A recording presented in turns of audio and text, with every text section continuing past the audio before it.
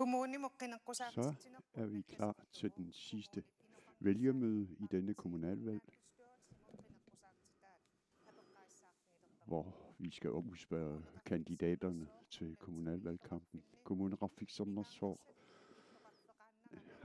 har ikke bare hovedstadsbyen. Der er mange udfordringer i kommunen. Der er nogle forældre i Tasiilaq. Der er en forældre i Tasiilaq, der vil have helt års arbejdspladser.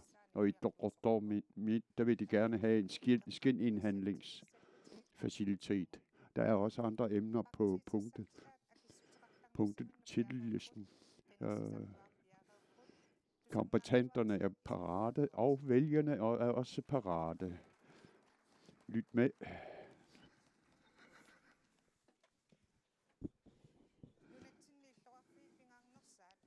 Hovedstadsbyen i Grønland er der mange, der tilflytter i løbet af de sidste mange år. Tallene viser, at i 2017, der var der 17.600 indbyggere, og i 2020, der var der 18.800. Det vil sige, at der er 1.200 flere indbyggere i løbet af de 2 år. Når vi ser på Iserit AS registre, så kan man se, at der er over 2.000 på ventelisten. Og tallene er fra 2019. Iserit AS bestyrelse har udmeldt, selvom der er taget nye boliger i brug, så er det svært at lave ændringer på forholdene. Så man må regne med, at i Nuuk, der skal man på venteliste i mange år stadigvæk, langt ud i fremtiden. Boligmanglen i Nuuk,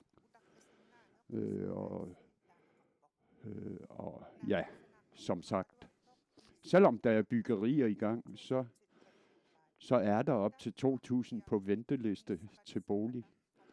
Hvad skal der gøres for at skaffe dem bolig i rimelig nær fremtid?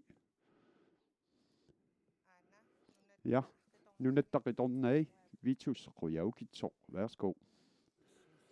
Som det første. Iserit. Iserit kan ikke alene løfte løsningen til problematikken. Kommunen kan heller ikke løse det selv. Så derfor så må selvstyret og kommunen samarbejde omkring byggeri og omkring og en fælles vedligeholdelse af afsættelse af midler til vedligehold af boligmassen og kommunernes afsættelse af midler. Så er der behov for lavrentelån til kommunerne omkring dette her. Og der har vi helt klart omkring kommunekreditter, der har vi vilje til at skabe vej for, at de kan optage lavrentelån. Og det har vi peget på.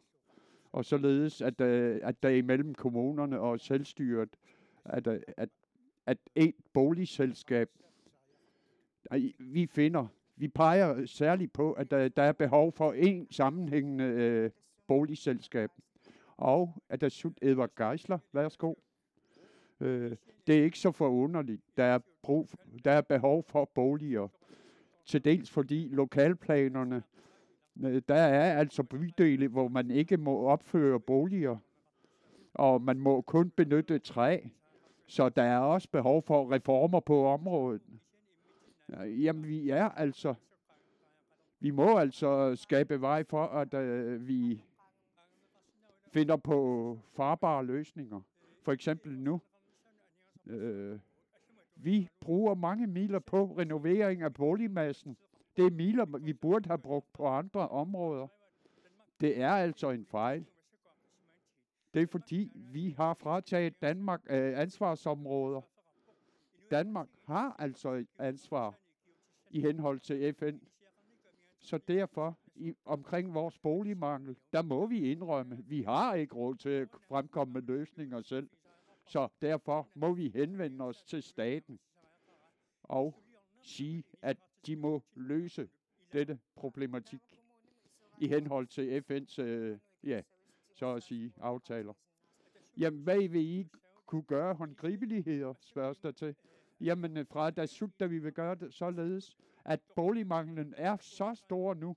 Her må vi altså acceptere tingenes tilstand, og næste skridt burde være, at vi henvender os til den danske stat, fordi vi magter ikke at finansiere ny boligmasse.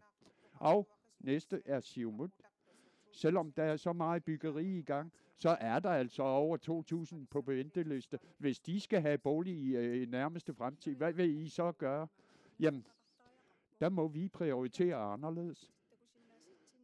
Efter hvad vi kan se, så er der mangel på arealtildelinger. Arealer er der mangel på.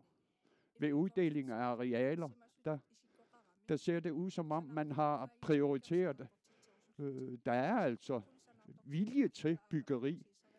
Så her må vi stille spørgsmål om, hvem skal vi give tilladelse til at opføre boliger?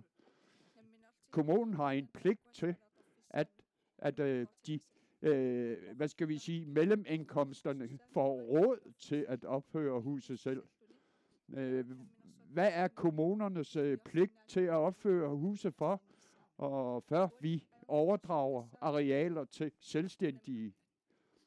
Det, der er mangel på, det er arealer. Jeg tror, det er en forkert prioritering, der er grund til det. Når vi kommer ind i kommunalbestyrelsen, så har vi også sat spørgsmålstegn ved, hvordan kan vi rette op på denne problematik? Dem, der skal deltage, aktørerne inden for byggeriet, entreprenører og arkitekter, i samarbejde med disse, der må vi komme over dette problem. Hvordan vil I gøre det, når I kommer ind i kommunalbestyrelsen? Vi har sagt, at om det så er en hel uge, at der må vi altså afholde seminar og fremkomme med løsning på dette problem.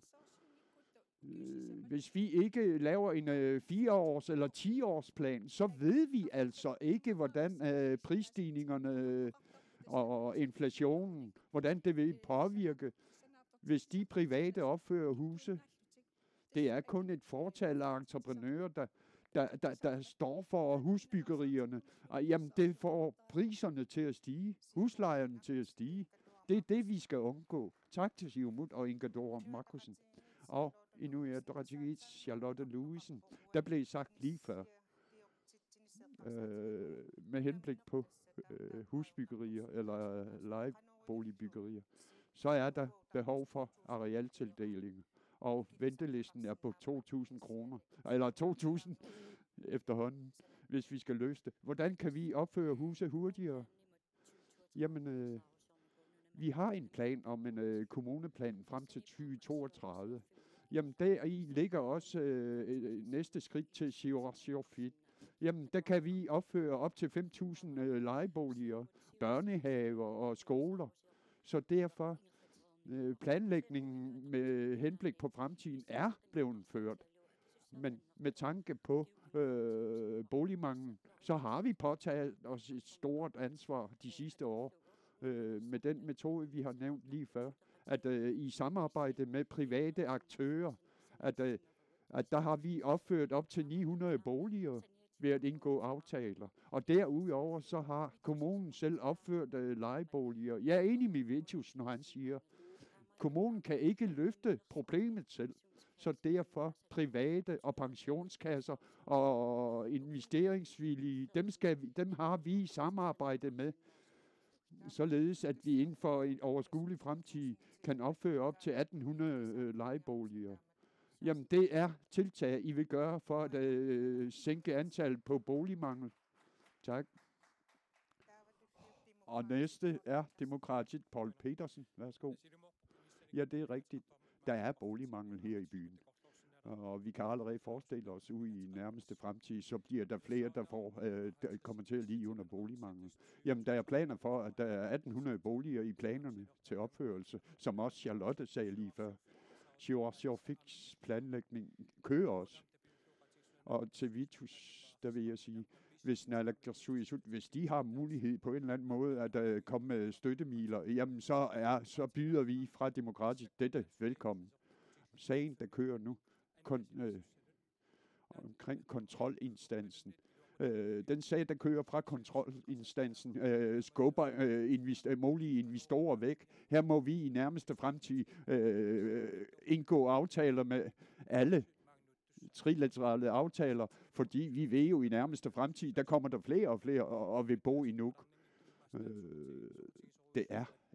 Befolkningen er meget interesseret i den sag, der kører nu.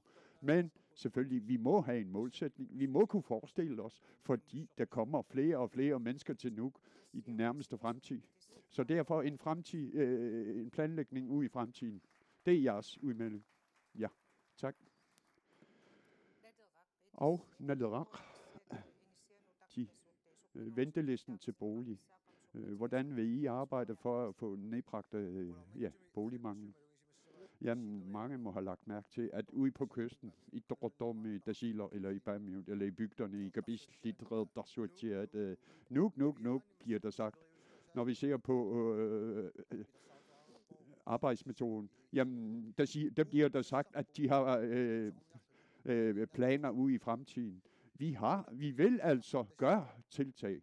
Det, vi skal se på, at en vedvarende forsyning, hvis vi skal se på det, så kan vi altså ikke køre på underskud fra år til år og smide pengene ud til selvstændige erhvervsdrivende. Sådan kan vi ikke køre det. Der er forskellige forhold, man skal se på i denne forbindelse. Vi må se på licitationer, hvordan vi kan hente billigere tilbud. Vi skal den der med farver og vinkler, og vi skal ikke blande os i, hvordan arkitekttegningerne skal se, og vi skal ikke binde os i forvejen, om hvorvidt det skal være elementbyggeri, eller hvad det skal være. Vi må være åbne for, hvad de private kan tilbyde, og vi må være åbne for. Hvis vi skal rette op på boligproblemet ude i fremtiden, så må vi altså. Som vi ved i dag, at der er nogle direktører i dag, der tjener op til 100.000 om måneden, der bor i en 3.000 kroners huslejebolig. Det er sådan en skævvridning, vi må rette op på. Hvordan vil I rette op på det? Dem, der har råd til at boligforsyne sig selv. Kommunalbestyrelsen må prioritere. Hvem er det, vi vil boligforsyne? Vi kan ikke boligforsyne rige direktører. Det kan ikke betale sig. At myndighedernes forsøg på at styre boligpolitikken er ikke lykkes. Vi må altså prioritere. Naleraq vil deltage i en ny form for prioritering. Hvem vi skal boligforsyne i fremtiden, de ældre og de svage, det er dem, vi skal sikre. Dem, der har råd til det, de skal nok klare sig. Sådan tænker Naleraq. Jamen, partierne må uden tvivl være enige i Naleraqs udmelding. Nu har I sagt kort. Jamen, I kan komme med korte tilføjelser. Og Vitus, jamen, vi har en skattereform i gang omkring ny opførelse af nye boliger. Jamen, skattefradraget, hvilken løsning der er, har vi ikke hørt i den nærmeste fremtid. Hvordan vi vil den der rentefratræk ved boligforsyning. I stedet for at læne sig op af myndighederne, at befolkningen selv kan opføre deres egne boliger. Nej, vi er ikke enige. Vores udmelding er, rentefradrag må bibeholdes, således hvis folk skal have råd til at boligforsyne sig selv. Tak. Og her, det er blevet besvaret. Der skal vi lige blive ved om området boliger. Kommunalbestyrelsen har ved årsskiftet om 11 måneder ved eller årsskiftet. Der er en sag kørende omkring, at kommunen skal overtage 2318 boliger ved årsskiftet. Og det er nu, der er blevet sagt, hvilken beslutning hvilken konsekvens beslutningen vil få for borgerne i Nuuk, er ikke blevet blotlagt, og det er ikke blevet fremlagt klart over for borgerne. Så derfor Siumuts udmelding vil jeg gerne have svar fra jer alle sammen, meget kortfattet, omkring overtagelse af selvstyreboligerne. Den sag, der kører angående dette, selvom status ligger her. Hvis I kommer ind i kommunen, hvad forestiller I jer så, der vil ske omkring denne sag? Først, Vitus. Den udgift, som skatteyderne er begyndt at betale af på, om 416 boliger, at dem har vi tab på årligt som skatteyder. Så den metode, kommunen har benyttet, er blevet taget af kontrolinstansen, således at 350 millioner. Det er en udgift, der bliver påduttet skatteyderne, på trods af kommunerne. Hvis kommunerne havde anstrengt sig lidt mere for at boligforsyning, så burde de have haft råd til det. Vi er altså bagude omkring boligpolitikken her i landet, så derfor er der flere og flere, der mangler bolig. Og Charlotte først. Omkring det, Vitus siger, der vil jeg sige, hvis kommunen selv opfører boliger, vil det blive meget, meget dyrere. Og vi skal jo også afsætte midler til vedligehold også. Så derfor i samarbejde med private 10-årige aftaler, således kan vi opføre et vist antal boliger i løbet af 5 år. Der er familier, der får boliger disse år. Det er op til 1.500 familier, der får boliger. Så derfor, med henblik på kommunens økonomi, der har vi altså ført en ansvarlig politik. Når jeg har sagt det, så vil jeg nævne, fra 2016, fra de boliger, der er det besluttet tilbage i 16, at boliger skal overføres fra selvstyre til kommunerne. Og i første omgang, der har vi overtaget boliger i Dordomit og Dasila. Og nu vil vi overtage boliger i Bamiut og i Nuuk. Der er usunde boligforhold i byerne, nemlig. Så derfor, så vil vi påtage os ansvaret, fordi vi mener, at vi kan administrere til boliger både billigere og sundere. Derfor skal de fjernes, og vi skal opføre sundere boliger. Det er vores planer. Man skal ikke pådutte os, at de aldrig har hørt, at der er sådan nogle planer i gang. Det er planer, der er gået i gang tilbage i 2016. Altså det, der blev nævnt forrige gang omkring disse ting, omkring den boligmasse, som selvstyret har, og når I så kommer ind i kommunen, hvad vil I så gøre? Kan du ganske kort lige svare det? Jeg kan svare det kort. Altså den boligmasse og tanken om at overføre det til kommunerne, så er problemet, at de ældres boliger, som er blevet forældet, som er behov for at blive renoveret, og som har skimmelsvampe. Og det kan vi ikke bare tage det fra deres side, noget som er godt. Altså, vi kan ikke bare sende den videre til de ældre, og blandt andet også give de her problemer med skimmelsvampe. Altså, hvis det skal overdrages, så bliver vi nødt til også at lave en renovering af dem. Tak til også demokraterne. Ganske kort, altså det, som nævnte, som Charlotte nævnte, altså de boligmasse, som bliver overtaget, jamen, altså kommunen kan jo ikke selv bære det økonomisk, så derfor, at hvis det er således, at den skal tage med tanke på renovering, så bliver jo nødt til os, og så skal der laves en fælles løft på den måde. Ganske kort.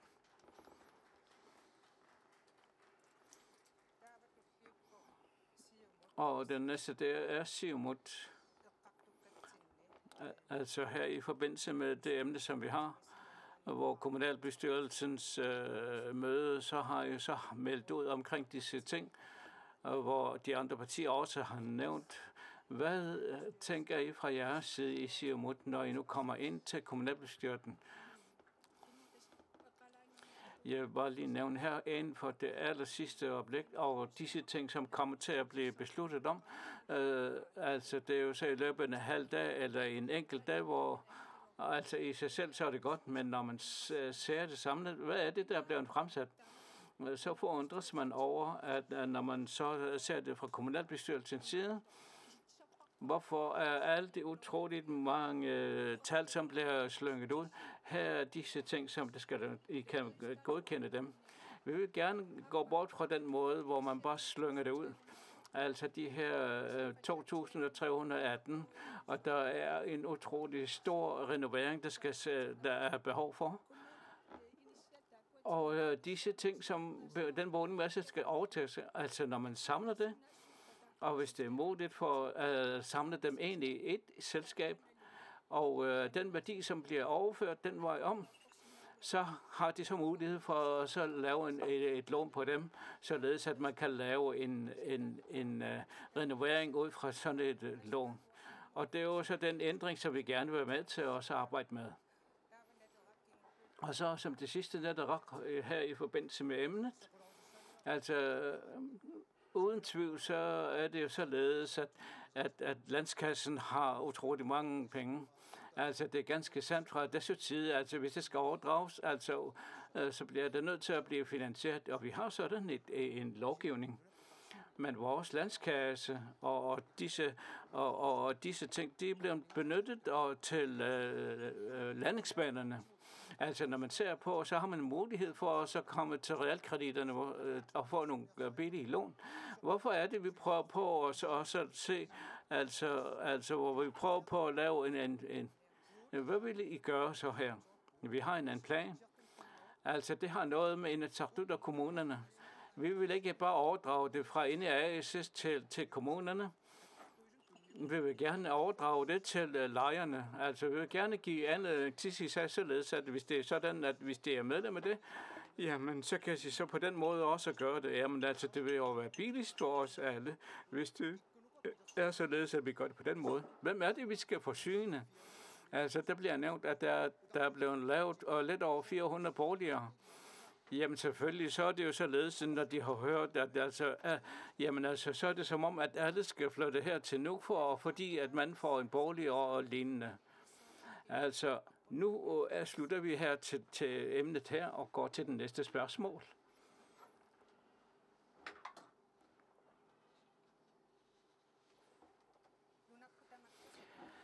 Over hele landet i februar 2021, så er der meldt 1156 på søgende og 1789, og det er jo så ud fra disse tal, som er blevet nævnt omkring de arbejdsløse. Og med tanke på kommunen Rafik som så er der omkring 312 arbejdsløse. Og i der siger der de 361, og så frem til, jamen altså, det er blevet færre til 201. Og så er det jo således, at så mangler man et helt års stillinger, blandt andet ligesom i der siger der.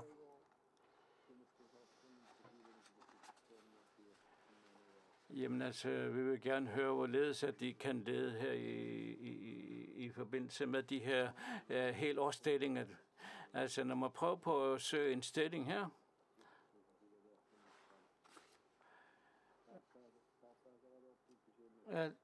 altså, man kan have en vikarstilling, men det er jo ikke nok med, at man på den måde kan komme og dække sine udgifter. Og desværre så er det sådan, at man kan blive nødt til at stoppe det.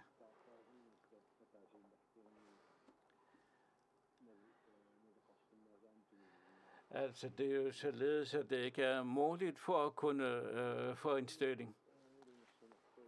Så når man er i sådan en støtning, og man er arbejdsløs, så er det en umulig situation, man kommer ind i.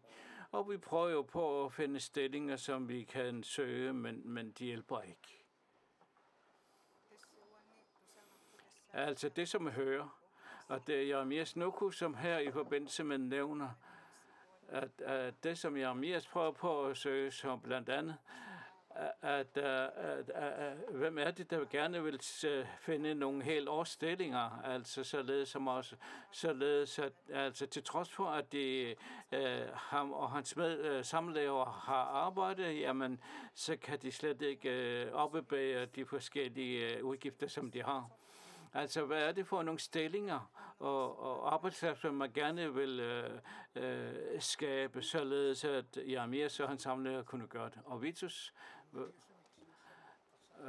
grundlæggende, så bliver vi nødt til at gå væk fra den tankegang, som vi har, altså blandt andet i steder som i Permiut og Deshedok og andre steder, hvor man bare ser, at der kommer en stor en samling i Nuuk by.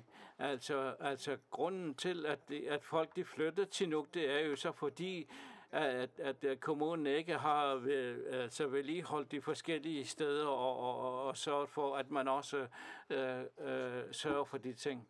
Altså, når man tænker på fisk, altså ikke kun til Østgrønland, men også blandt andet til Dordomiut og Sapamiut, jamen altså, det er jo dem, som skal danne arbejdspladser, det er jo rejer og hellefisk.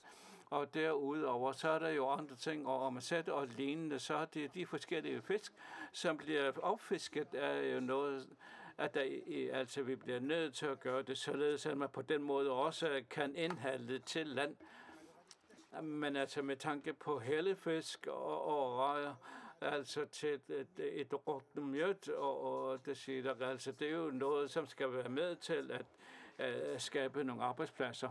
Altså der er nu så også her, hvordan vil I sikre arbejdspladser i det siger, således at man sikrer nogle forskellige arbejdspladser? Altså her tænker vi på hellefisk og rejer, men altså det er jo det der med, at et Dordomiut, det er altså måden at leve på, og deres kultur er jo ganske anderledes i forhold til os her fra Vest. Blandt andet også det der med, at man kan eventuelt også lave tøj, som er anderledes og som har deres særskilte evner.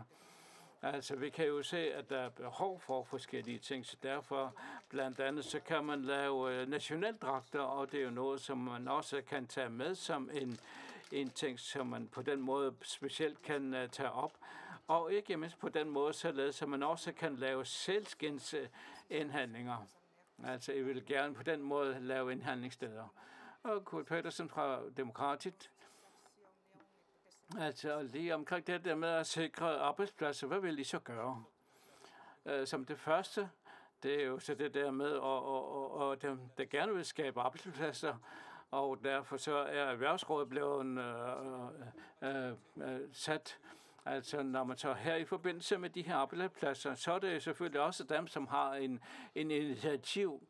Og der er selvfølgelig også planer, hvor der bliver undersøgt her i forbindelse med, om et lufthavnsbyggeri også vil være med til at skabe arbejdspladser. Og det er jo nogle af de ting, som bliver nævnt. Blandt andet der er også en mulighed for også med turisme. Men også det der med, at når man så går over fra fangeerhvervet til fiskeri, jamen altså det er jo også noget, som vi så skal fokusere på, hvorledes vi kan lave løsninger på. Og hvis det er således så også er arbejdspladser, så hvor de prøver på at finde forskellige muligheder. Og blandt andet så er det jo sådan, at administration er ganske høj. Jamen altså, hvor der så, man skal så på den måde også lige finde, hvordan lovgivningen også kan gøres smidigere i samarbejde med dem, så på den måde kan vi udvikle dem. Og jeg kan forstå, at der her i forbindelse med de muligheder omkring arbejdspladser, som overordnet kan gælde. Tak. Og den næste, det er Edward Geisler fra Dasut. Hvad tænker I på omkring den situation, som Jeremias Nuku gerne vil have arbejdspladser her i forbindelse med at sikre deres arbejdspladser? Hvordan vil det gøre, hvis I nu kommer ind i kommunalbestyrelsen? Altså, budskabet er det jo, så er det jo sådan, jamen altså, det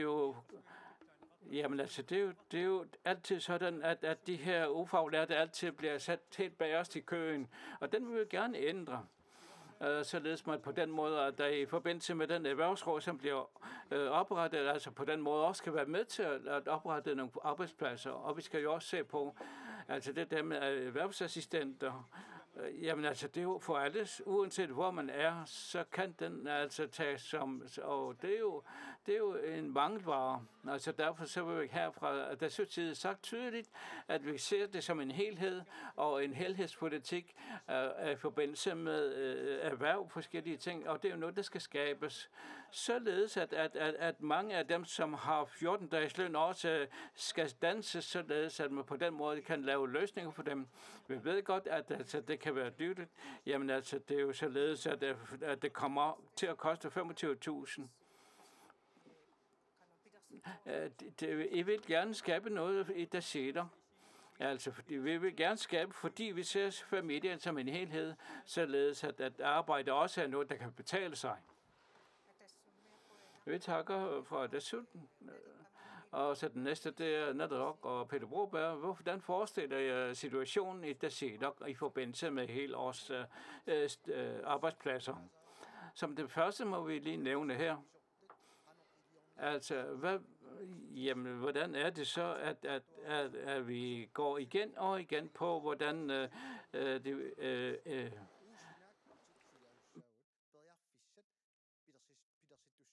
vi ser altid på myndighederne. Jamen altså, vi kan jo ikke kun alene bare skabe arbejdspladser.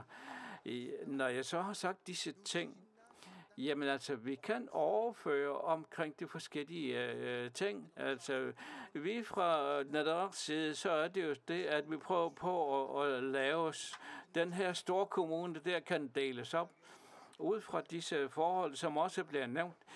Ikke det, at vi er ked af dem, som er i Vesten, men altså, vi kan jo ikke sagsbehandle omkring de problemer, der er i Østgrønland. Hvis det er sådan, de laver ansøgning, så bliver de nødt til at søge i Nuuk.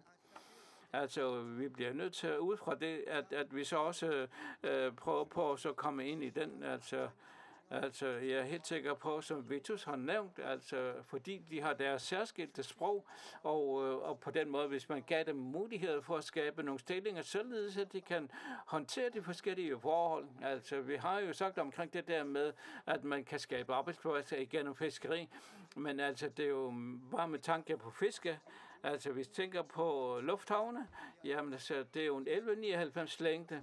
Ja, i sig selv er jo ikke noget, der skaber arbejdspladser, men i forhold til disse rammer omkring lovgivningen, ja, hvad vil I gøre, når I nu kommer ind, altså omkring de her arbejdsløse, der siger, når man ser på her omkring turisme, jamen altså, når man tænker på hele skingen, jamen så bliver det nødt til at søge ind i Nuuk, og så er det jo på den måde, at man skal gøre det. Hvorfor skal man altså gøre det? Altså, vi på den måde kunne gøre det nemmere, således at de kan skabe arbejdspladser. Pelle Broberg fra Nadaraq. Tak. Og den næste, det er fra Inuit Ataqatigiit, Charlotte Ludvigsen. Altså, der er utrolig mange, som er arbejdsløse, og som mangler en vedvarende arbejdsplads. Hvilken løsning vil I så lave i forbindelse med fordi der er mange arbejdsløse i Dassedok i forhold til den befolkning, der er? Tak for spørgsmålet. Og vi ved selvfølgelig også, at hvor vigtigt det er, at man har nogle formål, det der med at vågne om morgenen og gå på arbejde. Derfor så vil vi fra Inuit Ataqatigiit, så har vi arbejdet hårdt på igennem de sidste 4, at man på en speciel måde har rettet henvendelse til verdens naturarv, således at man på den måde også kan være med til at hente styrke på den måde, at man på den måde kan skabe muligheder med turisme, og som således også kan have en flere arbejdspladser, der kan vare året rundt, og så de er disse muligheder. Men også over det. Altså udover det, så er det jo sådan, at mange af de her arbejdsløse, som er blevet sendt til Vestgrønland, men det, som Peter Broberg har sagt, jamen altså med tanke på at skabe, så kan vi ikke gøre nogle ting, men altså, så kan vi jo så rette henvendelse til Naalakkersuisut omkring Østgrønland, hvor vi gerne vil have oprette en frikommune, således der er inden for forskellige erhverv, som ikke er bundet, hvor vi så på den måde fra kommunens side kan lave nogle forsøgsordninger, fordi at vi kan se, at man ikke bare kan vente på, at forskellige, som gerne vil skabe arbejdspladser, uanset hvordan lovgivningen og rammerne er i orden, jamen, så er det altså nødvendigt i forbindelse med de forskellige firmaer, og så for at skabe vedvarende arbejdsplads, så vil jeg gerne nævne her, at der er utrolig mange unge, som mangler lærepladser, og derfor er det nødvendigt, at man fra Naalakkersuisuts side og fra Inatsisartuts side, at man også skaber muligheder for lærepladser. Og derfor så har vi en arbejde omkring en socioøkonomisk plan. Vi takker Theodor Lutzen fra Inuit Ataqatigiit. Så skal vi her i forbindelse med det emne lige gå som det sidste. Enkedur Markusen lige komme med sine afsluttende bemærkninger. Altså, hvis vi skal se på det sider særskilt, hvilke muligheder har så kommunen for at kunne udvikle det? Altså, der kan laves bygge boliger, og kommunen kan gøre nogle ting. Altså, omkring det der med, der bliver nævnt omkring socioøkonomisk planlægning, altså, så kan man også lave en planlægning på, hvorledes at man kan skabe, hvor man så henter fra forskellige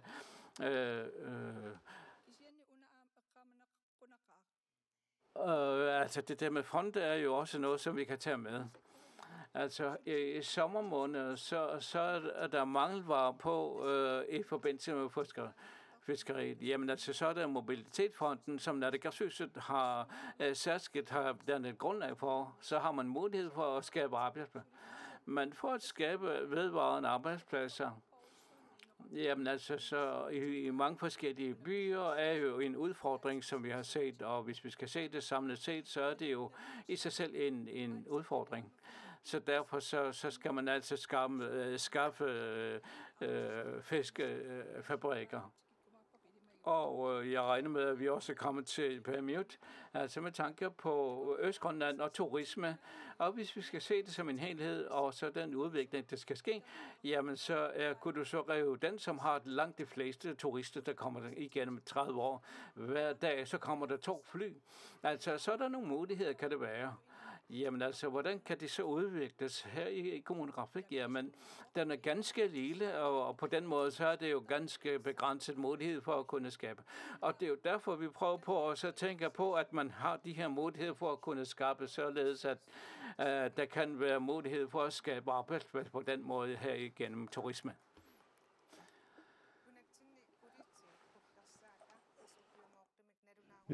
I politiets årsrapport, der påviser, at i 2020, overtrædelse af kriminalloven i kommunen Ravik Sommersår i de senere år, at vold og hærværk er stigende antal. Omkring vold, så har der været 39 anmeldelser sidste år. Bare i marts måned i år, så er der allerede 11 anmeldelser. Og det drejer sig om 15-17-årige i kommunen Ravik Sommersår. Så hvis vi skal forhindre vold og hærværk iblandt 15- og 17-årige unge i kommunen Ravik Sommersår, hvad kan vi så etablere som erstatning for dette? Det er næste overskrift. Men først skal vi lige høre en forældre til en dreng, som har fået udøvet vold fra en flok unge. Severine S. Jensen. I sidste måned der har min søn blevet tævet af en flok unge. Og det er meget hårdt at komme ud for det. Så derfor er der oprettet en arbejdsgruppe, således at for at undgå vold, gruppevold, at der skal der forskellige tiltag igangsættes, og der er behov. Og der er behov for, at kommunen Ravik Sommersår blander sig politisk. Så derfor vil jeg gerne spørge kommunalbestyrelsen omkring afsættelse af midler til bekæmpelse af gruppevold. Har I tiltag i planerne? Tak. Severine S. Jensen fremkom med denne udmelding. Spørgsmålet, hun stiller, er, hvem, hvis de kommer ind i kommunalbestyrelsen til en arbejdsgruppe, der skal bekæmpe volden, hvem vil da gøre tiltag inden for området? Det er altså et problem, vi fra Siumut Nuuk har påpeget sidste år allerede. Det er dårlig planlægning. En fodboldbane ved Samuel Kleinschmidt-skolen, da man begyndte på byggerier omkring nogle skoler her i byen, jamen så var der børn og unge, som mistede deres fritidsfaciliteter. Det ved jeg. Så derfor er der altså behov for rettidige tiltag. For eksempel e-sport er et muligt tiltag, man kan benytte sig af. Jeg mener her, at dem, der kommer ind i kommunalbestyrelsen, de har altså en stor opgave at løfte i denne forbindelse. Det er ikke bare det her, det drejer sig om. Ikke bare i den seneste tid. Jeg har læst en nyhed, at der er en tryghedspatrulje, der patruljerer i Nuuk, som kontrollerer. Man tager børn og unge med til ungecentret, når man støder på dem. Selvom man ikke... Jamen, man bliver ramt herinde, når jeg støder på at der er sådan nogle tiltag i gang. Fordi jeg er ikke enig i den politiske arbejde omkring tryghedsskabelse har ikke fungeret. Vi har planer om en ny metode, vi skal følge. Og i Ratakomonia, der har det hjulpet sådan et tiltag. Tiltaget lyder, at der er en samarbejdsgruppe mellem forældre og folkeskolen, hvor man undersøger børnenes velbefindende. For eksempel en fra 7. klasse bliver adspurgt, selvfølgelig anonymt. I kan man se, hvad det er for nogle personlige problemer. Det kan være angst, det kan være mobning, og andre forskellige problemer kunne det være. At når vi ser, hvor problemet ligger, og hvor der er behov for at tiltage, så kan vi mere direkte gøre tiltag for at gøre noget ved de problemer, der findes. Det er sådan en arbejdsmetode, vi vil arbejde os hen imod. Det er en metode, der også bliver fulgt i andre lande. Vellykket. Tak. Og angående overskriften omkring unges voldsudøvelse og hærværk, Paul Petersen, hvis I kommer ind i kommunalbestyrelsen, hvad vil I så gøre at tiltag omkring problematikken? Vi har jo set, at politiets årsrapport siger, at tallet er for stigende omkring vold og hærværk blandt unge. Jamen, det er helt klart. Jamen, det er også før sket. Hvis vi ikke gør tiltag, så vil det gentage sig i en evighed i fremtiden. Der er forskellige muligheder, vi kan gøre brug af. De medansvarlige, kommunen, politiet og forebyggelsesarbejdere, de må altså arbejde mere sammenhængende. Vi har oplysninger, de konkrete oplysninger. Vi har i retsplejeloven en mulighed for at gøre tiltag. Hvordan kan vi støtte disse tiltag? Vi må altså tage familielivssundhed mere højt. Der er forskellige muligheder, man kan gøre. Der er forskellige muligheder. Vi har foreninger her i kommunen. Vi må altså delagtiggøre disse foreninger med gode hensigter yderligere. Der har været foretaget undersøgelser. Der er forskellige forhindringer, der forhindrer, at de bliver delagtiggjort. I andre lande, der hører vi,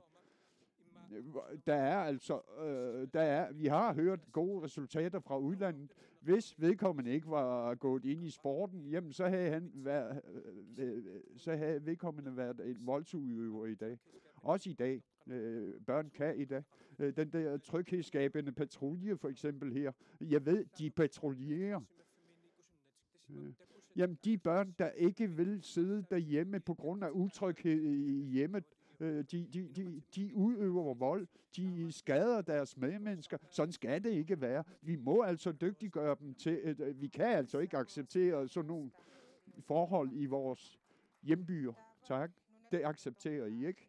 Og så nu net der ridommen af omkring 15-17-årige børns voldsudøvelse og hærværk. Hvad vil I så gøre af tiltag, hvis vi skal have dem til at ændre kurs? Hvad vil I så køre? Hvad vil I så gøre i nogle af? Det er meget sørgeligt, at de unge, de mangler altså fritidsbeskæftigelse. Så de går. Jeg er enig med Severine her. Man hører mere og mere, at der er unge, der så at sige overfalder uskyldige mennesker. Vi har en udmelding om, at de 17-29-årige, der er arbejdsløse og beskæftigelsesløse, dem må vi altså opsøge og så at sige snakke med om en beskæftigelse, en uddannelse, og derudover fritidsbeskæftigelse og forebyggelse, og i samarbejde med forskellige myndigheder. Der er behov for at gøre tiltag i samarbejde med disse oplistede. De tiltag, der udgår fra kommunen, de er altså ikke tilstrækkelige. Vi kan altså se på landsplan, så er der 2.800 unge, der så at sige ikke har beskæftigelse. Det er et problem, som kommunen ikke egenhændigt kan løse. Der må altså samarbejdes yderligere. Vi må opsøge ungdommen for at løse problemet. Og den næste, Charlotte Louisen, IA, omkring, hvad vil I gøre omkring problematikken, hvis I kommer ind i kommunen? Ja, desværre så er der vi har stort voldsproblem her i land, i forbindelse med drikkelag. Det er et stort problem. Der må vi se på, hvad er det, vi værdsætter som samfund? Vi må spørge, hvorfor er der så meget vold? Hvorfor kan vi ikke se på? Det behøver ikke være et dagligdags problem. Voldsudøvelse. Kommunen bør være en instans, et barn kan henvende sig til i tryghed. Barnet skal ikke være bange for at blive placeret uden for hjemmet. Barnet skal have mulighed for at blive hjulpet i tryghed. Her ligger også, hvis man som familie har problemer, måske euforiserende stoffer, alkoholproblemer.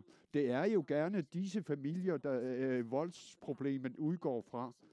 Der må vi også kunne sige, at der må disse forældre kunne se på sig selv og se, hvor problemet udgår fra. Voldsudøvere, det er af den vej, vi kan minimere problematikken også, ved at gøre tiltag familiært. Barnet skal have et trygt hjem. I udviklingen af byen. Jamen, de fritidsaktiviteter, de fritidsklubber, vi har i dag, de er ikke mere tilsvarende. Vi er i gang med reform i området, reformering af området. Der har vi tager også barnet til, det at barnet har noget at sige, det må vi også finde vigtigt. Her må vi samarbejde omkring samtale om, at arbejde om, opnå forbedringer for ungdommen. Der kan jeg høre, når kommunen kommer op og kører igen, jamen så vil I arbejde for at ændringer omkring de unges fritidsfaciliteter. Og Nalerak, først vil jeg nævne Peter Olsens forslag i Inatsisartut. Der var der desværre et flertal, der stemte imod. Det var et forslag omkring natteravne, og så er det forunderligt at høre, at der er partier, der gerne vil tage et problem op, som deres Inatsisartut-gruppe har stemt imod. Her må vi altså have sammenhæng.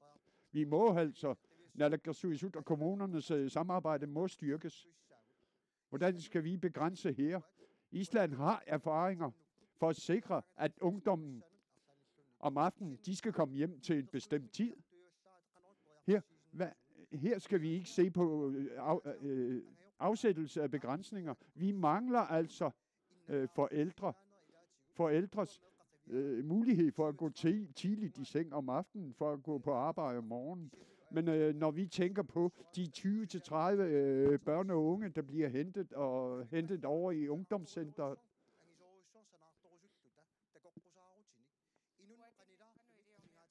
vi mangler altså, vi må sikre væresteder i kommunen.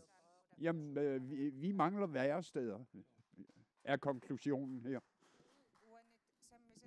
Og omkring punktet her, som det sidste er de 15-17-årige. Hvad vil I gøre at tiltag over for disse? Det er et stort samfundsproblem, det her.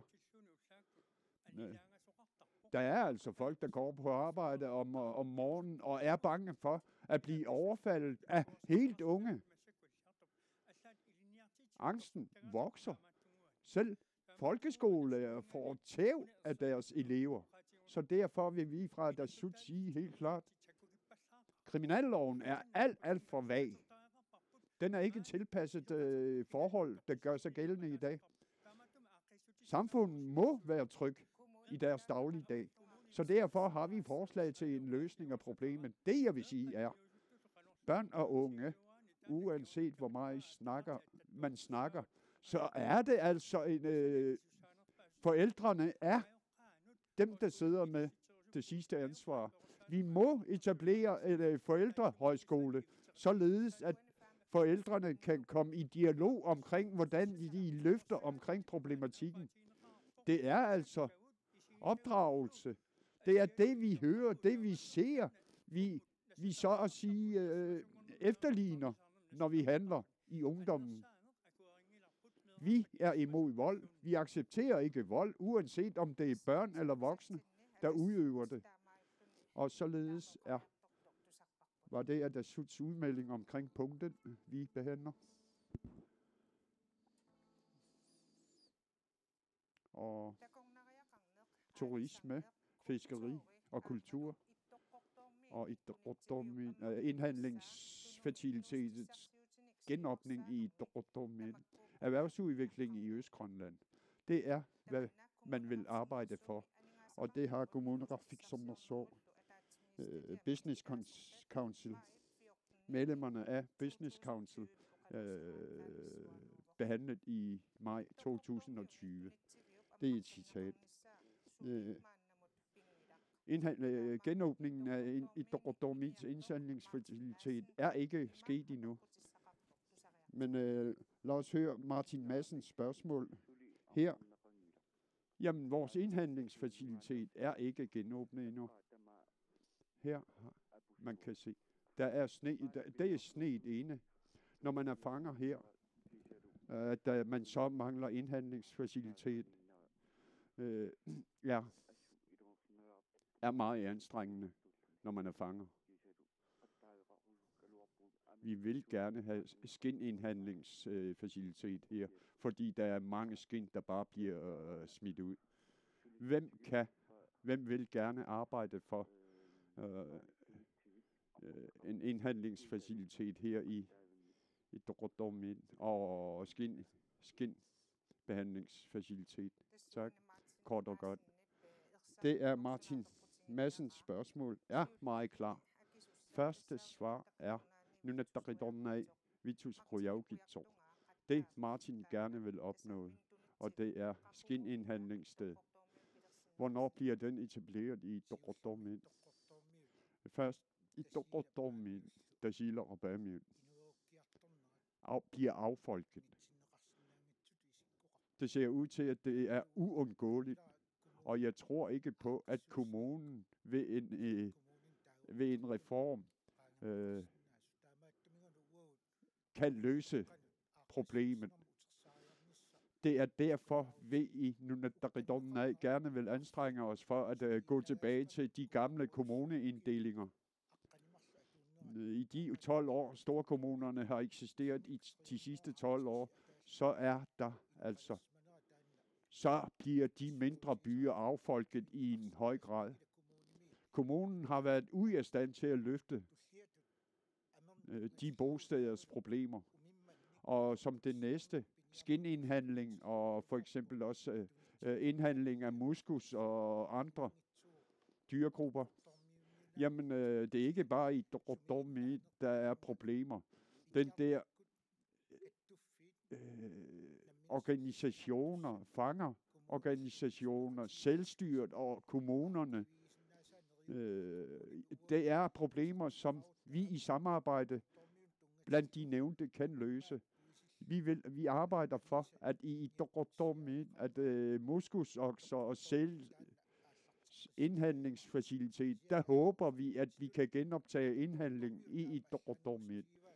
Som jeg har sagt, Qaqortoq er jo kulturelt anderledes, kulturelt, turismemæssigt, sprogmæssigt, og de er altså afsidesliggende. De er i Qaqortoq, hvis deres egen værdighed ikke skal forsvinde, så er den eneste vej frem, at med henblik på i Qaqortoqs fremtid, at vi som kommune, jamen de værdier, der i hævdholdes i Qaqortoq, de skal så at sige kunne følge med og udvikles. Ja. Og vi tak. Og den næste, der har hånden op, det er Poul Petersen fra Demokratiet. Martin Madsen vil gerne opnå skinindhandling til dels. Kan du love Poul Madsen om Martin Madsen, når I kommer ind i kommunen, hvor hurtigt vil I etablere en skinindhandling for eksempel? Jamen, vi skal gå ud fra udvikling i bostedet skal altså igangsættes af borgerne selv. At borgerne selv i samarbejde, i fællesskab, kan påbegynde en udvikling, så skal vi nok støtte disse tiltag. Vi skal give dem disse muligheder og give dem, hvis der er mulighed for økonomiske rammestøtte, jamen så vil vi også gøre det. Som vedkommende også, som vi også siger, jamen her siger vi jo, at der er mulighed for, at de kan påbegynde sådan en udvikling og opstart af erhverv. Sådan foreligger det også i Qaqortoq og i Tasiilaq. Hvis der skal udvikles erhverv, så er det altså borgerne selv, der skal påbegynde sådan en udvikling. Hvordan kan man støtte den fra centralt hold? Som sagt, hvis der er behov for miler, så skal vi undersøge, om hvorvidt vi kan så at sige støtte den økonomisk. De skal jo også selv se på, hvorvidt de selv kan udvikle det. Vi kan ikke pådutte dem fra Nuuk og så at sige diktere dem, hvordan de skal gøre. Tak til Poul Petersen, Demokratiet, og så Pelle Broberg, Naleraq. Skinindhandling i Qaqortoq. Hvordan vil du støtte sådan en forhavne? Ingen tvivl. Vores udmelding i valgkampen er her. Vi må altså revurdere storkommunens drift. Det her viser problemet klart. Man forvalter ikke i tæt samarbejde med individet. Det er konsekvensen. Hvorfor kan vi ikke købe en gravemaskine, der koster 250-500.000 kroner, som har vist, hvor meget man kan indbringe ved sådan en drift? En prioritering vil vi deltage i for at sikre, at de mere afsidesliggende får mulighed for at få økonomisk oppebærelse fra kommunens side, som Tasiilaqs lufthavn, mulige lufthavn ved debatten omkring det. Og i Dokordormit, vi må altså, der er også også en afsidesliggende bugt. Jamen, der har det været muligt at udføre sælskind med, så at sige, via lufttrafikken. Det er sådan nogle muligheder, vi skal se på, når vi kommer ind i kommunen. Jamen, I vil se på mulighed for skinindhandling i Dokordormit, hvis I kommer ind. Altså, ja tak. Og Inuit Ataqatigiit Charlotte Louisen, hvor hurtigt kan I arbejde for genetablering af indhandlingsfaciliteter i Dokordormit? Jeg vil sige det på den måde her. Naalakkersuisut for finanser står også her fra kommunerne. Vi afleverer ønsker fra kommunens side til Inatsisartut hvert år. Og også omkring mulige faciliteter i Tasiilaq og i Dokordormit. Det er som om, at vi har fremsat ønsker over for døve øren, således at Naalakkersuisut burde have haft mere øje for de ønsker, vi har haft. Når vi tænker på Great Greenland, i samarbejde med Great Greenland, der har vi et projekt i gang omkring etablering af en skinindhandlingsfacilitet i Dokordormit også. Og her omkring moskusokse. I al den tid, jeg har siddet i kommunalbestyrelsen, der har vi altså arbejdet for at forsøge at åbne moskusindhandlingsfacilitet. Vi er nået til 2021 nu. Vi har afsat 500.000, og vi er snart færdige med det. Det eneste, vi mangler, er en bestyrer til virksomheden. Det skal jo også være borgerne selv, der skal være med til at etablere og drive sådan et værk. Jeg håber, at det lykkes i år. Og således Martin Madsen. Jamen, vi har givet Martin Madsen forhåbninger, at i år så bliver faciliteten åbnet. Tak. Og næste er Inga Dora fra Siumut. Hvad tænker I omkring det her? Lad os huske på, hvorfor i Dokordormit blev etableret tilbage i 1925. Der flyttede man 25 borgere til Dokordormit, og derefter så har man bare etableret byen uden at spørge borgerne. Selvom man i vores historie, der har et Dokordormit. De er rosværdige, fordi det er for at suverænitetshåndhæve byen er blevet etableret. Og derudover, vi skal i tæt samarbejde med fanger og fiskere i både Tasiilaq og i Dokordormit. Jamen, der blev nævnt, vi ved jo, at selvskinindhandling er en mulighed. De må også have mulighed for indhandling af fisk, og de må også have turismeudvikling. Lad os tænke på turisme. Os, der bor her i landet, vi skal også have økonomiske lukrativitet omkring turisme. Det er små firmaer, der kommer udenlands fra. De kommer ind i landet, uden at lægge penge, så rejser de igen. I Dokordormit er der få muligheder for udvikling. I samarbejde med borgerne også, og ved hævelse af uddannelsesgraden. Det er af den vej, vi skal arbejde for det. Og det bliver der arbejdet for. Tak til Inga Dora Siumut. Den sidste, der skal svare, det er Edvard Geisler af Tasiilaq. Hvor hurtigt vil I kommunalbestyrelsen arbejde for? Ja, Martin Madsens efterspurgte, at Tasiilaq finder erhvervsudviklingen vigtigt. Jamen, vi skal anstrenge os for en løsning omkring problemet. Fordi i Dokordormit, deres hovederhverv er havpattedyr. Det på trods, så er det minimalt, hvad de har af indtjening på området. Skinnen bliver indhandlet for 300 kroner. Når den er færdigbehandlet, så bliver den solgt for 10.000 kroner mindst. Når man ser på sådan nogle forhold, så skal fangeren have yderligere indtjening på det. Når vi tænker på muskuskin, isbjørneskin Rensdyret kan også benyttes meget vel. Når vi tænker på private erhvervsdrivende, jamen så anstrenger den private erhvervsdrivende for at klare sig økonomisk godt. Så derfor er det sut finder vigtigt. Hvis vi skal løfte økonomi i Dortmund, så skal vi rette op på skinindhandlingsfacilitet. Det er ikke bare skinindhandling, jamen også, så at sige, fødevareindhandling. Jamen det er altså, vi vil skabe, der er muligheder for at rette op økonomisk derovre ved, både indhandling af madforsyning og skinindhandling. Vi er nået til lufthavnene. Altså, nu er vi kommet til det næste punkt, det er Galassi Airport ting. Så kan vi se, at der her i forbindelse med den sydlige del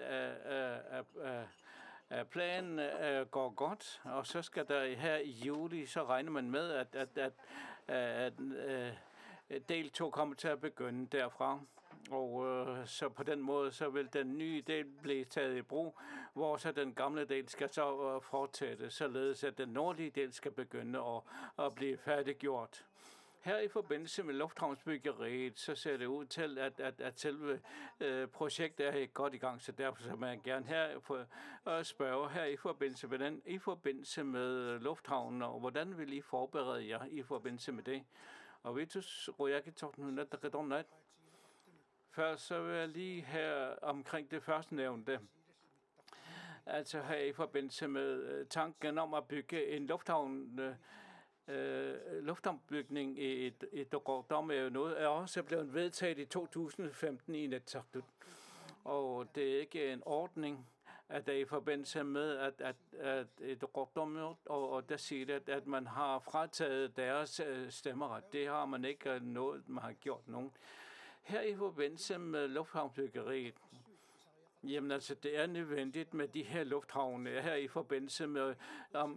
forbindelse med planen omkring Grønland. Altså, man kan ikke standse dem og så bare sige, altså, nu skal man bare gøre dem kortere. Inatsisartut har allerede grundlagt, hvorledes at selve anlægsprojekterne kommer til at køre sådan, som de er planlagt. Og så her i forbindelse med omkring disse lån, som er blevet optaget fra Galassi Airport, og det er jo så ud fra disse målsætninger, man er begyndt at arbejde med det. Så jeg håber også, at det så også bliver fuldført. Det kommer til ikke kun for Nuuk, men for resten og for andre, som også har lufthavne, kommer til at blive berørt på en positiv måde. Når du nu kommer ind til kommunen, og hvordan vil I planlægge jer omkring lufthavnens i brugtagning? Altså den måde, som vi rejser på, at det der med, at vi først kommer ind til Sønderstrømfjord, Gernstussorg, jamen så er det jo noget, som fratager vores tid, og på den måde, så kan der være ganske udfordrende, hvis det er sådan, at vi har vejrmæssige problemer. Så derfor, så med tanke på det, så ved vi jo godt, at det kommer til at blive forbedret. Det vil sige, at det kommer til at blive billigere med de her, når man tager i brugtagning af de nye lufthavne. Her i forbindelse med lufthavnsbyggerierne og i forbindelse med brugtagning, så er vi i gang med det emne. Hvem har markeret? Det er Inuit Ataqatigiit. Vi, som er på siden her, vi bliver nødt til at være de første i forbindelse med i brugtagning af den nye del. Vi bliver nødt til at så planlægge det også, hvorledes at arbejdspladserne skal sikres, således at dem, som har med turisme at gøre, også skal kunne have den mulighed for. Og vi tænker jo på omkring det der med, at de turister, som gerne vil finansiere forskellige ting, det er jo nogle af de ting, som vi skal fokusere på. Altså her i de sidste år, og i forbindelse med de forskellige arbejdspladser, at jamen, så skal vi altså arbejde sammen med turismeerhvervet på den måde, så vi kan lave forskellige projekter, således at vi kan lave planlægninger omkring disse ting.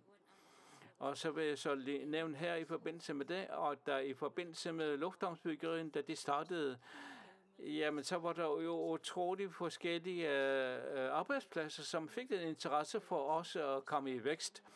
Altså når man tænker på, at de forskellige arbejdspladser, som også kom ind, jamen altså, vi bliver nødt til at tage det op, således at kigge fremad, således at vi kan sikre omkring eksempelvis hoteldrifter. Og det er jo nogle af de planer, som også er blevet taget med. Og med tanke på omkring kapacitet, så ved vi også, at der er en planlægning omkring en privat initiativ med turisme.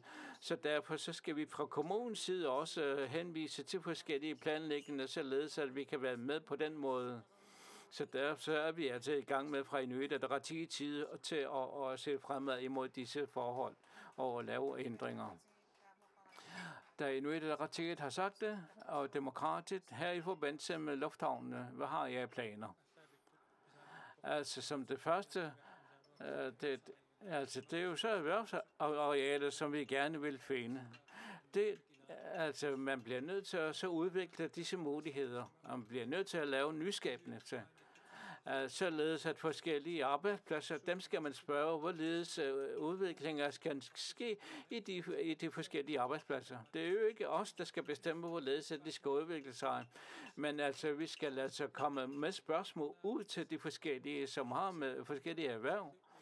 Og eksempelvis så er det jo således, at der i verden er en måde, man gør det på, det er, at der inden for sport, jamen altså, så ved vi godt, at der, hvor vi forestiller også, at turisme også i forbindelse med det også kan være noget, som kan tages op. Altså, da vi havde Pan Ams, jamen der var utrolig mange, som kom fra Grønland. Altså, det er nogle af de ting, som vi kan være med til at udvikle, eksempelvis omkring sportsevents og forskellige ting. Altså, der er mange forskellige ting, som kan være muligheder, men vi bliver nødt til at tage borgerne med i forbindelse med disse planlægninger. Vi takker for demokratiet og går den næste, det er Siumut i forbindelse med ibrugtagning af lufthavnen. Hvilke planer har I? Vi bliver nødt til at forberede os. Vi bliver nødt til at lave boliger og flere boliger. Og derfor så har vi fra Siumuts side, at der i forbindelse med turisme også skal udvikles. Og fordi at vi har behov for, kommunekassen også skal blive fyldt. Men vi bliver nødt til at have en plan omkring planning af boliger og det der med arealtildelinger, således at forskellige firmaer kan komme ind. Og det er jo noget, som vi gerne vil være med på at arbejde omkring. Altså med tanke på omkring det der med arealtildeling er jo tanken om ganske god. Men med tanke på omkring det der med turisme er jo noget, som er i et holdepunkt på grund af coronaepidemien. Altså pandemien har jo sat stæng. Men når man ser på Island, så kan vi se, at i forbindelse med turisme, jamen så har vi set, at boligmassen i pris er faldet utrolig meget. Så derfor så bliver vi nødt til her i forbindelse med det lave boligmasse, altså forny boligmassen, så lige for øjeblikket, da priserne er lave. Der er stor interesse for vores land, og vi kan jo regne med, at når vi ser fremad, at der er mange, der gerne vil komme til landet. Så derfor så bliver vi nødt til at se på boligmassen. Det er jo så en planlægning. Vi har også lige nævnt her i forbindelse med det, fordi vi ved, at turisme er ganske vigtigt. Nu er det jo sådan, at der er jo mange firmaer fra udlandet, som vi bliver nødt til at se på, hvilke muligheder for, at de også kan være med til at sprøjte ind i kassen omkring turisme fra udlandet. Nettet her, hvilke planer har I? Det vil vi gerne høre. Det er desværre den situation, vi er, at vi ikke har nogen planer, og vi kan ikke se, at der er planer i Nuuk, altså omkring. Der er jo utrolig mange ting. Man har ikke set på forskellige ting. Udvikling. Vi bliver nødt til at udvikle inden i byen, når man ser på morgen, altså når man kommer fra Ringerbut, jamen så er der jo en lang kø af biler, der kører. Og hvis det er således, at hvis der kommer turismer, jamen altså, hvis vi skal altså regne med, at der skal være 175.000, der kommer til mig. Det er utroligt mange, som kommer til. Jamen altså, Men når man ser på fra en etaktut, jamen altså, hvad skal så kommunen? Det er infrastrukturen og vejene, der er ansvar for. Og det er nogle af disse ting, vi bliver nødt til at lave planlægning. Altså, vi ved, at CKG har altså lavet utrolig store begrænsninger. Men altså, der er jo private initiativer, hvor de egentlig gerne vil have en havneanlæg. Altså, det er også der begrænser. Hvad vil I gøre? Jamen altså, det er jo omkring det der med offentlige transporter og vejanlæggene, der skal forbedres. Det er jo noget, som vi vil være med på. Og selvfølgelig er det jo noget, som alle partierne skal mødes om, fordi at der er ganske få år, så skal det komme til brug, så vi bliver nødt til at så tage nogle ting på plads. Vi takker for Naderachs indlæg. Og så skal vi så lige Charlotte Ludvigsen fra IA, som har, altså det, som jeg gerne vil nævne, at der her i forbindelse med bymidten omkring tunnelen, som vi har, vi vil bygge den ud, således at der kan være 2 vejbaner med tunnelen. Og vi har så også omkring det der med, så vi vil gerne være den største i Arktis som hovedstad. Så derfor så har vi også en planlægning omkring Siursuk. Så her i forbindelse med disse planlægninger omkring lufthavnen, så ser vi på, at vi har et Atlant-lufthavn og vejnettet, som skal udbygges. Så vi kan forestille os, at vejen fra lufthavnen og så ud til lufthavnen skal skabes en synergi. Så det er nogle af disse ting, som også skal tages med i betragtning. Ja, tak. Og desuden, her i forbindelse med det her omkring lufthavnen, hvilken plan har I så? En af de ting, som vi har tanke på, det er omkring det der med, at innovationscenter, det er jo noget, som vi har startet op. Jeg bliver nødt til at sige, at der i forbindelse med turisme og omkring fangere, og her i forbindelse med forskellige relationer omkring turisme, det er jo noget, som bare venter. De er klar til at blive taget i brug, så derfor så er det nødvendigt her i forbindelse med færdiggørelsen af lufthavnen, så skal vi lave en planning ved at være på sidste punkt, så bliver vi nødt til at sige det klart, at der i forbindelse med erhverv, altså politikerne, de skal jo lave rammer omkring det, men altså det er jo, altså politikerne skal jo ikke arbejde som om, at de har viden omkring erhverv, men altså vi bliver nødt til, at vi har nogle ting, som har, og vi bliver nødt til at bruge dem, som har viden omkring forskellige erhverv. Altså vi kan ikke bare sige, at vi skal planlægge det. Jeg synes, at dem, som gerne, altså det er jo os, der skal give rammer, og det er jo det, der er en mangelvare. At det er jo så omkring spørgsmålet omkring planlægningen af lufthavnen, så skal vi gå til det næste punkt.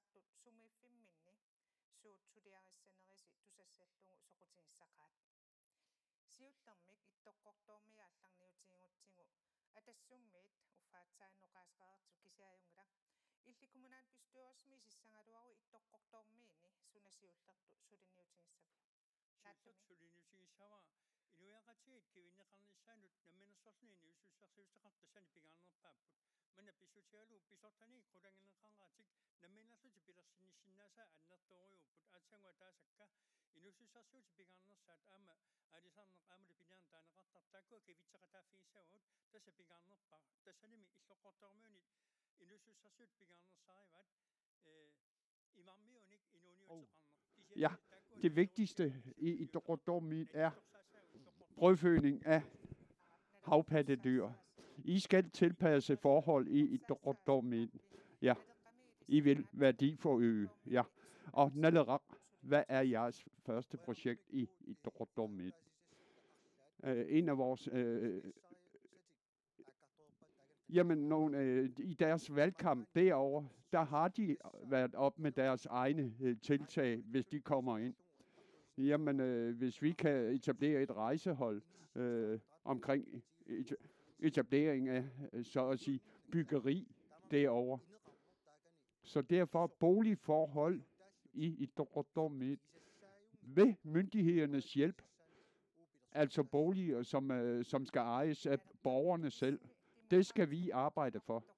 Og i demokratiet, hvad er jeres første, hvis I kommer ind i kommunalbestyrelsen? Der har vi 2 projekter fra demokratisk side. Lokaludvalg er blevet etableret. Jamen, dem skal vi altså samarbejde indgående med. Vi har her i Nuuk, vi har i Bamut, vi har i... Jamen, det er jo dem, der skal servicere i nærdemokratiets ånd. Og så en helhedsplan, der skal følges. Jamen, med tanke på fremtiden, jamen, det skal vi indstille, at vi skal arbejde for. Og Siumut, jamen, forsøgsfiskeri, da jeg ikke nåede ind på området her sidst. Det må vi se på i Dordomit. Og hvad andet er vigtigt i vores kultur. At se på deres kulturelle seværdigheder. Jeg tænker på, jeg tror på, at Dordomit har masser af muligheder med henblik på turisme. Det vil jeg samarbejde for at opnå. Tak. Tak til Siumut. Og nu er der af i Dordomit i første omgang må reetableres som kommune. Udviklingen, hvis vi skal vende udviklingen i Dordomit, så må vi altså udvikle og som det næste en landingsbane i Dordomit. Det vil vi også arbejde for. Jamen, rejefangst og hellefiskefangst må altså være til nytte økonomisk i Dordomit også. Jamen, moskusokse og sælskind må også støtte økonomien i Dordomit. Og beskyttelse af i Dordomit borgernes kultur og altså det er det i Dordomits eneste mulighed er disse nævnte tiltag. Og Inuit Ataqatigiit meget kort. I må altså fatte jer i korthed. Vi har nævnt omkring skinindhandling og omkring muskusokser. Her vil vi også nævne i Dordomit har jo meget kulturelle fangstformer. Der er meget få arbejdsløse. De er selv brødfødende i Dordomit. De største forhindringer har været i byen, har været at den manglende lufthavn. Når der har været vejrlig i Nordre, så har det været meget besværligt at komme ud og rejse derfra eller dertil. Og det er jo ikke så tit, de får skibsanløb. Så derfor glæder jeg mig over, at Inatsisartut har planer og er overvågne omkring disse forhold i forbindelse med Dordomit. Det er et Dordomit, vi snakker om nu. Der er også andre byer, vi skal ind over. Så jeg vil anmode jer om at svare meget kortfattet. Hvis vi ser på forhold på vestkysten, så når vi til i Bamut. Hvis I kommer i kommunalbestyrelsen, hvad er det så, I vil arbejde for i Bamut? Jeg tager jer en for en. Først demokratiet. Bamut. Arbejdsmarkedsmæssig udvikling i Bamut. De vil arbejdspladser i Bamut. Det er altså projekter, vi vil arbejde videre for, vi har i gang allerede. Og i tæt samarbejde med borgerne i Bamut. Og jeg skal også nævne, at vi benytter os alt for lidt af lokaludvalget. Jamen, de har også selv lovet, at de vil deltage yderligere i arbejdet i lokaludvalget. Jeg håber, at lokaludvalget vil delagtiggøres yderligere i næste valgperiode. Og Siumut, værsgo. Jamen, vi vil også. Jamen, Søfartsskolen må udvikles i Bamut, og vi vil foreslå. Og en fiskeriskole er der også behov for her i landet. Når vi snakker værdiforøgelse, jamen i Inatsisartut har vi hørt gang på gang, at de vil værdiforøgelse omkring fiskefangster. Der tænker vi, at Søfartsskolen i Bamut meget vel kan udvikles. Og derudover nærdemokratiet og service fra tæt hold må også, så at sige, reetableres. Der er altså mange borgere, der nærmest er blevet tvangsflyttet her til byen. Det er forhold, vi vil rette op på der. Naleraq, hvis I kommer ind i kommunalbestyrelsen, hvad siger I? Jamen, der er forskellige forhold, vil vi arbejde for. Vi har altså nævnt fiskeri, forhold omkring fiskeri, fiskeriudvikling, også fangstforhold. Når vi er på fangst, så kan fangststedet være langt væk. Der er også bosteder, der skal etableres og udvikles. Der er altså forhold, der så at sige klarlægges. Jamen, vi vil fra Naleraq arbejde for, at fiskeri skal genoplives og udvikles yderligere. Tak. Og Inuit Ataqatigiit, værsgo. Jamen, vi vil jo godt. Byggeri skaber også arbejdspladser. Der er blevet behov for, at der er boliger i Bamut er blevet for store i dag. Således at vi skal altså i de kommende år måske 5 byggerier årligt, der er tilpasset borgerne. Og der er også en materialegård, der skal udvikles fra i år. Og så har vi så også avnspåsættelses omkring i forbindelse med langlinjefiskeri. Jamen, der er forskellige tiltag, vi har igangsat i forbindelse med Bamut. Og Inuit Ataqatigiit, tak. Og nu hvad skal Bamut regne med fra jeres side? Jamen, vi mener, at Bamut skal reetableres som kommune. Der er kun 1300 borgere efterhånden i Bamut. Og Bamuts hovedøkonomi er rejepilleriet. Udover disse, så er der både rødfisk, torske, forskellige fiskearter, som vi har masser af omkring Bamut. De må skabe arbejdspladser i Bamut. Og dem skal vi.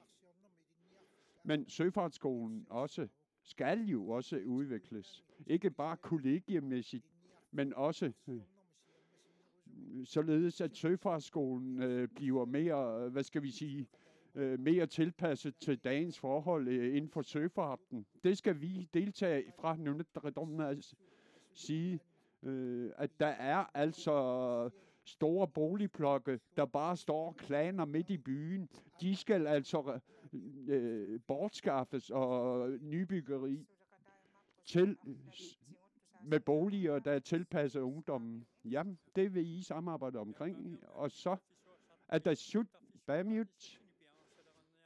Jamen, Bamut-borgere forbereder på, at de nye store lufthavne bliver etableret. Jeg kan tage et eksempel. Syd for Bamut, der er der altså en strand med masser af sand. Og fra Bamut, og derfra, der kan man komme direkte ind til indlandsisen. Og derudover skal vi sige, vi brødføder os med havpattedyr. Bamuts lufthavn bliver ikke udnyttet optimalt i dag. Det er et fåtal, der rejser til og fra Bamut. Her må vi forberede os. De nye lufthavne er ved at blive etableret. Bamut-borgere forbereder, fordi vi skal nok forsyne jer med muligheder.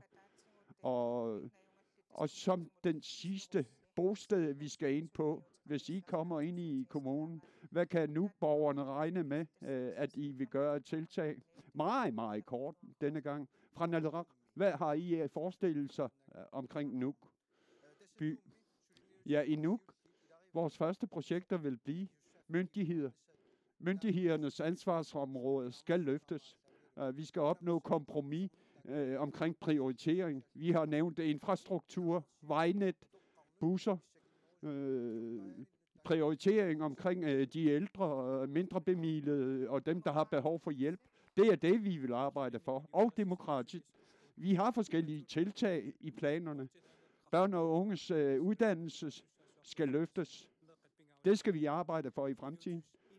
Børn er af stor vigtighed. Jamen, vi snakker om ernæring og den nye lufthavn, et sundere samfund, Byen kan altså blive den sundeste by i Grønland. Det skal vi arbejde for. Og boligforhold, det skal vi også arbejde for.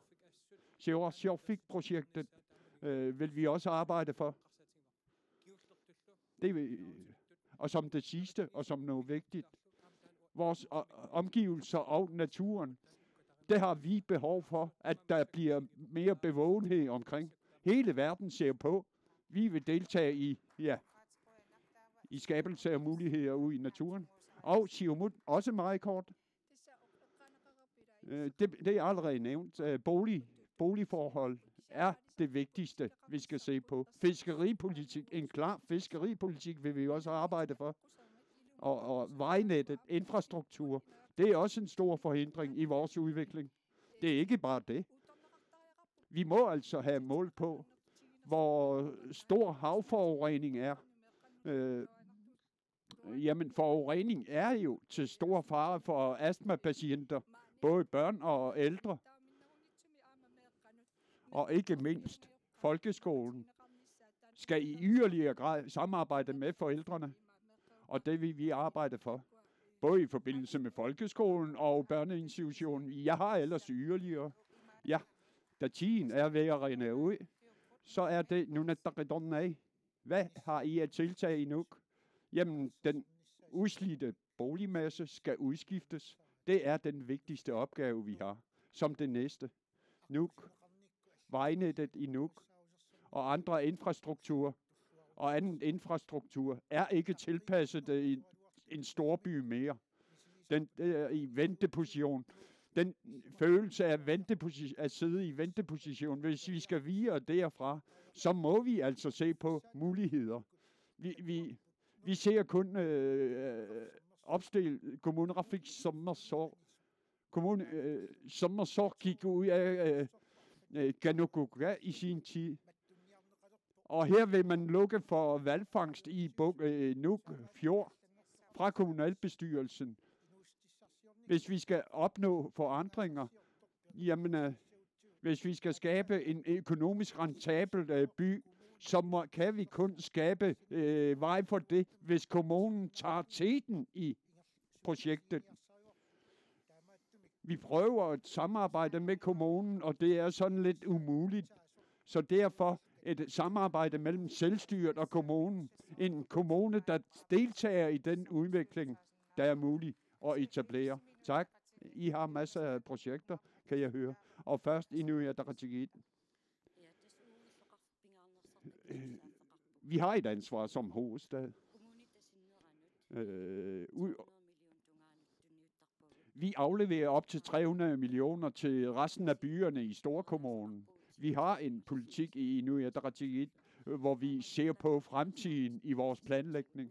Så derfor de planer, vi har etableret, dem skal vi arbejde videre for. Det vigtigste er, at kommunen skal være bovenlig for alle og enhver.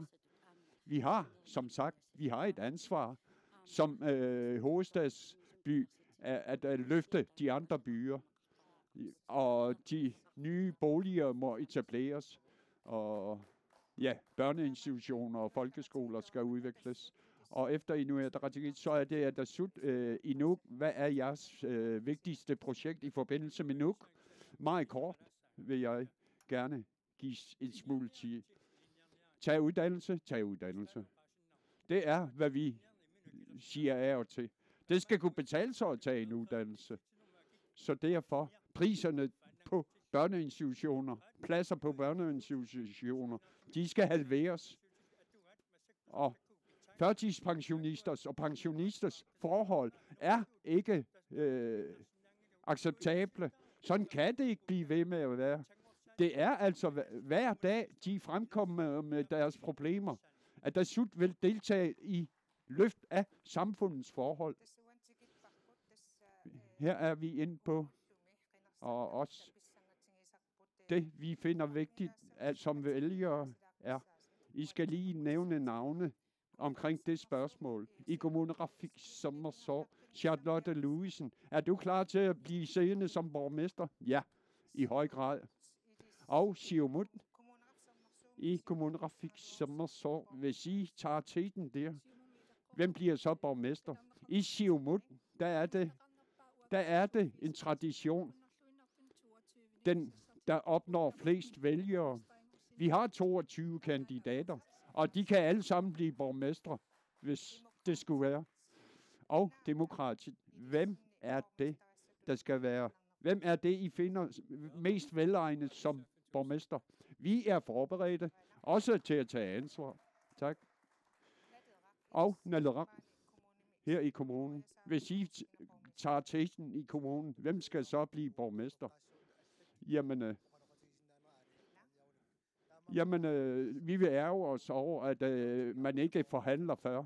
Vi finder ikke, hvem der bliver borgmester. Det, vi finder vigtigt, er, at vi samarbejder med dem, der har vilje til at samarbejde. Vi ser ikke på, hvem der er den mest magtfulde. Vi ser på, hvem der er værd at forhandle med. Og at der hvis I efter den 6. april, hvem skal så være borgmester? Jeg har været naalakkersuisoq. Jeg har været naalakkersuisoq for miljø. Og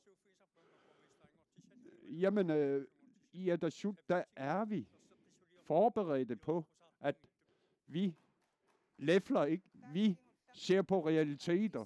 Vi vil være med til at forhandle. Og nu af, hvem er den bedste egnede til borgmester? At dem, der står her, der vil vi ikke nævne navne. Nu der er vi til valg. Vores valgprogram. For at realisere vores valgprogram. Så derfor, vi vil ikke blande os i Inuit Ataqatigiits og Siumuts magtkamp. Vi vil arbejde for mest indflydelse. Det er det, vi vil arbejde for i kommunalbestyrelsen. Det var så afslutningen angående borgmesterposten. Tak til partikandidaterne. Tak fordi I kunne stille op til debatten i dag. Og så skal vi til at afslutte i kanalen. I morgen 19.30, så er der partilederrunde her fra salen. Tak for denne gang, og kan I have en god aften.